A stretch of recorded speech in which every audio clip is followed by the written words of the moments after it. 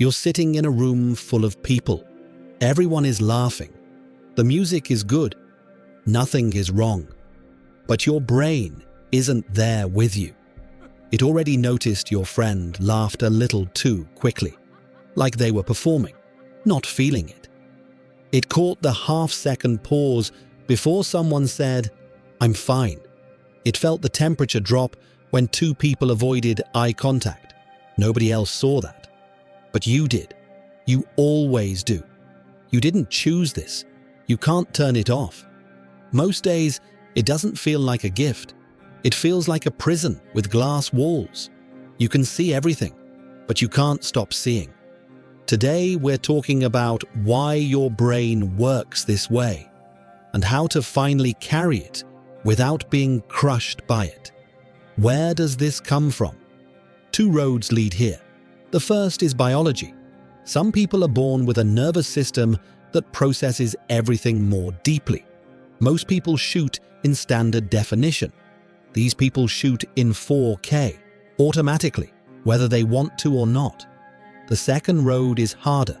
It's built through survival.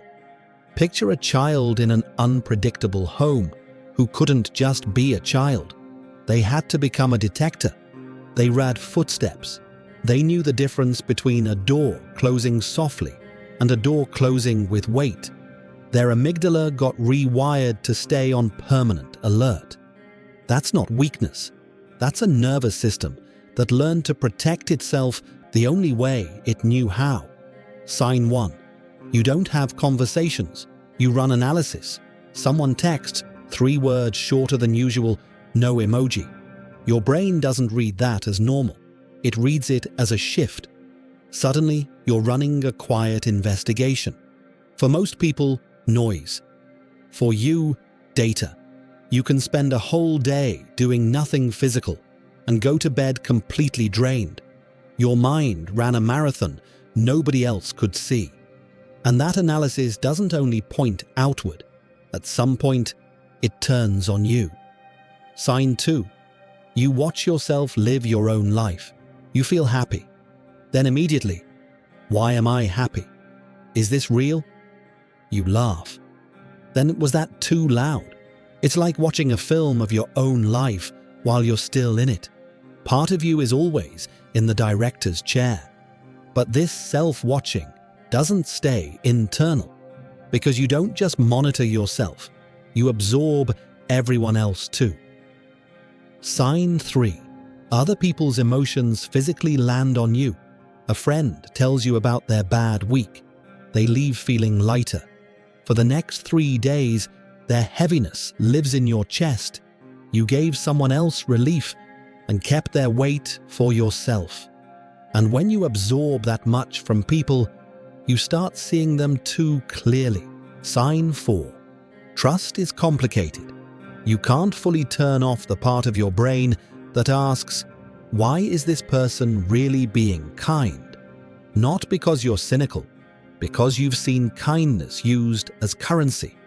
Apologies that were just conflict management. So when something good happens, you enjoy the surface, but you're always watching the structure underneath, always one step back, always watching the door. All this watching doesn't stay in your mind. It moves into your body. Sign 5. Your body starts sending false alarms.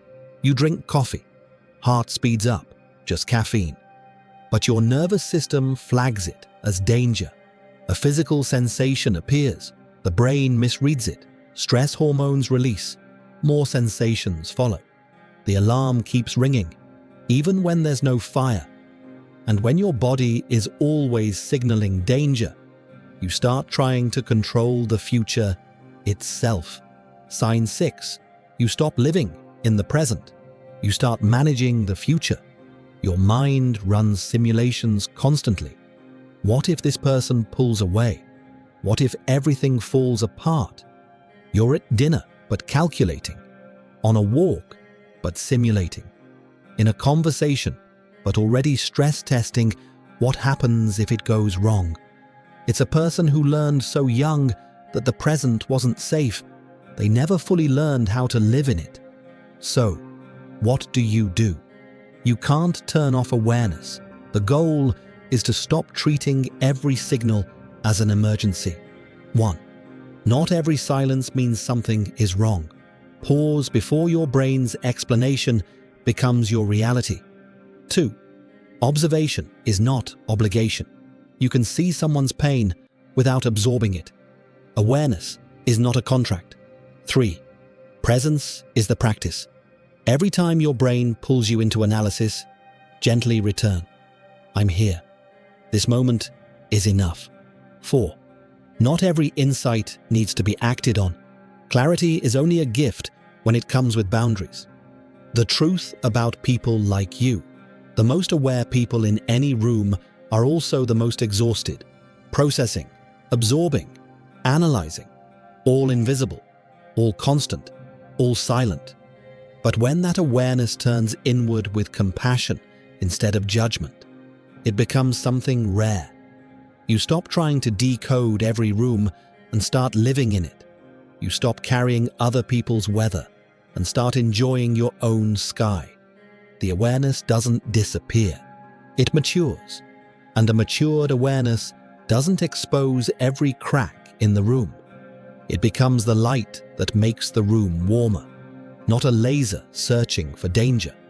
A candle, bright enough to understand human fragility, and gentle enough, finally, to warm yourself too. You were never too aware. You were just never taught how to carry it. And now that you know, you can. Drop a comment with the sign that hit closest to home.